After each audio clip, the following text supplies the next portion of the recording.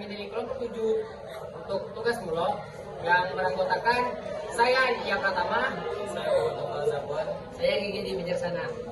Kali ini kami akan menjelaskan kepada teman-teman semuanya mengenai suku Sawang. Baiklah, berikut penjelasannya. Baiklah, mari kita masuk ke penjelasannya.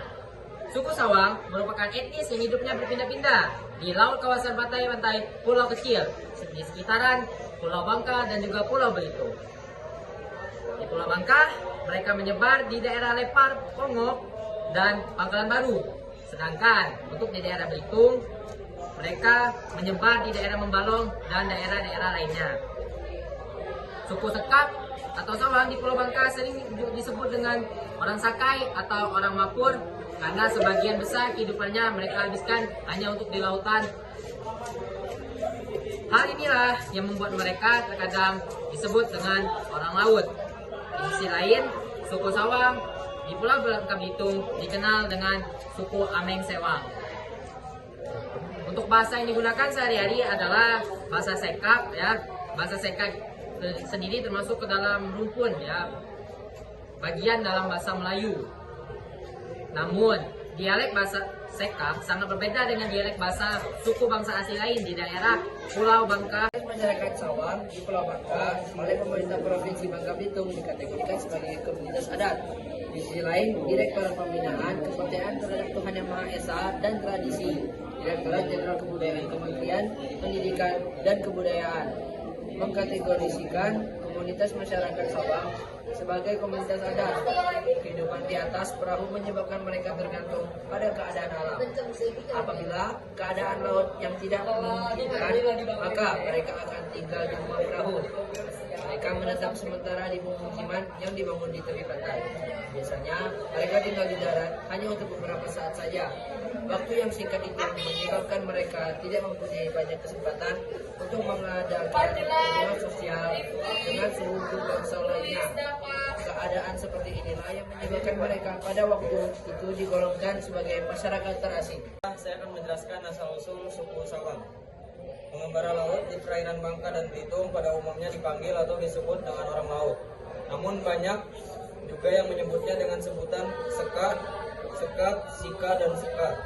Arti dari nama tersebut tidak dapat dijelaskan. Riedel berpendapat jika nama tersebut diduga berkaitan dengan sekat atau pantai muara di sungai-sungai di Melayu, serta tidak meyakinkan. Hal tersebut kemungkinan hanya pembelokan atau keplesetan dari nama Sekana atau suatu nama dari manusia perahu. Perompak yang berasal dari Lingga. Mereka adalah orang-orang keturunan Panglima yang menguasai Jamre yang selama puluhan tahun dilecehkan di perairan pantai Bangka. Setelah melakukan pembajakan di perairan Kepulauan Riau Lingga, mereka diusir dan pergi ke Pulau Bangka untuk melanjutkan hidup dan tinggal menetap di perahu-perahu kecil. Apabila anggapan mengenai usuk-usuk nama Seka tersebut benar, maka hal tersebut dapat bermakna bahwa orang laut telah berbaur dengan orang Sekana. Suku Seka sendiri memang memiliki reputasi yang sangat buruk di awal abad ke-19 akibat pembajakan yang dilakukan bersama dengan orang rakyat dari Lingga.